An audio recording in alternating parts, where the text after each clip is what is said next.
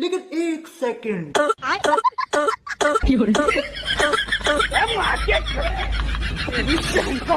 अब तू गया बेटा, अब तू गया, देख तेरी औकात मैं दिखाता हूँ तुझे। ये गड़बड़ है बाबा। साला एकदम से दिमाग खराब करके रख दिए हो।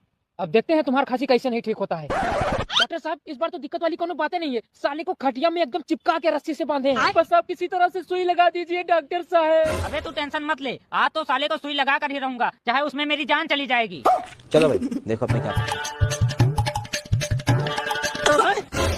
अरे ये क्या था बे? हमको क्या पता।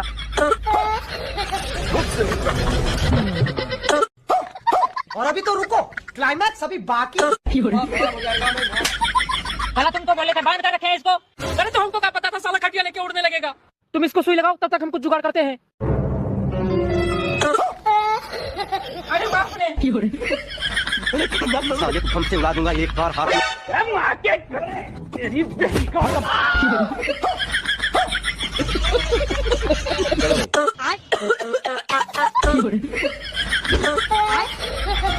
नहीं पकड़ ली इसको मैं।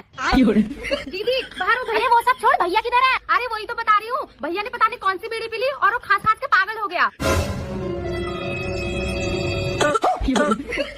अरे